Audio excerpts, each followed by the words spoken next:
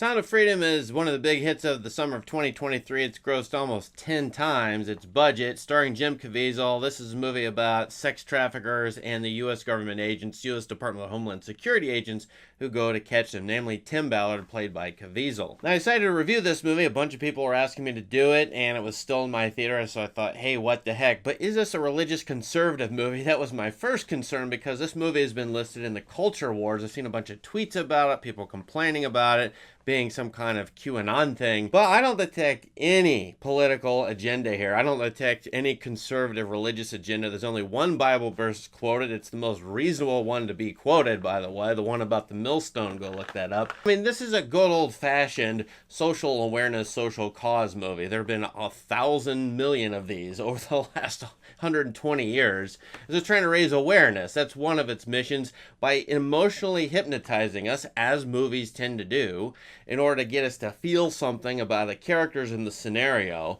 and get us to empathize with the good guys, the people involved in these, and get us to notice that, hey, this isn't just fiction, it's in the real world. And that's exactly what this movie does. It does its job very well. It's overall a pretty decent movie. But I do have some qualms with it, so I'm going to bother pretty much everybody who's seen the movie. Nevertheless, let's talk a little bit about it. Caviezel stars as Tim Ballard, and the Tim Ballard character is bothered by the fact he's only catching pedophiles but not rescuing the children who he knows are sold into slavery. They're, at the very opening, we see a girl and a boy, her brother, captured, sold into slavery. They're actually tricked into sex slavery.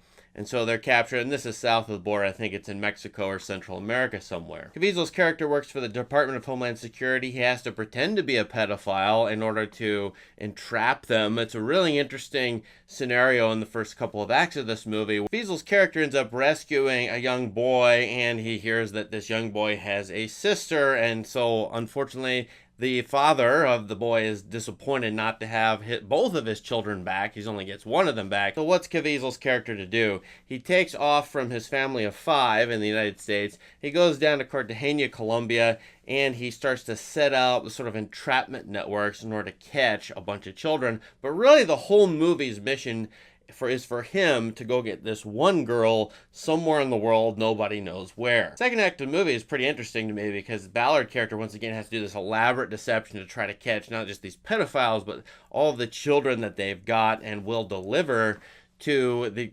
Ballard character. This is in the lines of a slavery movie or drug bust scenario and those police TV shows or police movies. And so I really do kind of like the first 2 acts. I thought they were emotionally supercharged. This is well done by Angel Studios, a very small studio, but I don't get too much of a whiff that there's a low budget here. Some of the lighting's a little off, but other than that, I feel actually pretty good about the choices, the artistic choices in the first 2 acts of this movie. Now, the third act to me is where things go off the rails. I'm really not going to spoil it, because, by the way, you're going to watch this movie and know exactly what's going to happen from the beginning. The character, the Ballard character, doesn't find the girl he's after, so he decides to go deep into the jungles of Colombia and do a secret rescue mission himself, along with another of his buddies.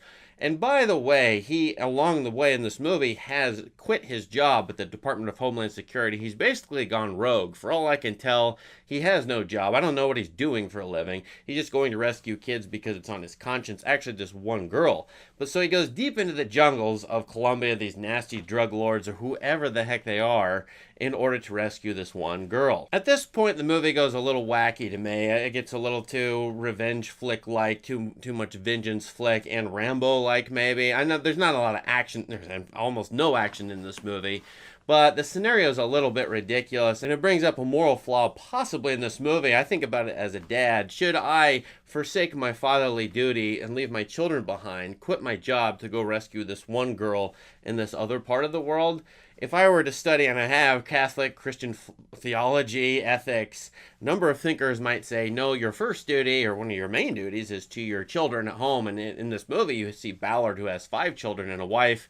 Now, the end of the movie has these title cards, real-world title cards, that says, oh, Ballard's wife approved his mission to Colombia. I'm not even sure the real Ballard did this thing in Colombia, going to the jungles and confronting drug lords. So in this movie, it feels over the top, ridiculous, and I think the plot plot is too overly focused on rescuing the one girl rather than painting the social picture, which I think some of the greater, like Elia Kazan, that's what he would have done, painted the wider social picture of what the whole scenario is like: sex slavery, child trafficking, and so on. Now, the movie does this to a pretty good degree, and I think that's why it's getting attention, but people are doing good work doing that. But I think it's overly focused on the rescue of the one girl who is not representative of a type of person, but is rescued over and against all the hundreds of thousands or millions of people, children involved or unfortunately trafficked in slavery. Whatever the case, I'm going to give this 3 stars because to me this is a pretty good movie in a lot of ways, at least the first couple of acts. It did raise my social awareness. A movie like this, you get up from it and you say, what can I do? And I don't want people to just go away and feel like, oh, I feel emotionally empowered now, because that's not going to do much. What can you do? Probably donate, probably help other people out, probably be aware. I mean, one thing this movie can do is if I'm at a gas station somewhere and be on the lookout for this, because if I hadn't noticed this issue, now maybe I do. So the movies like this are for raising social awareness, and Hollywood has known that for 120 years.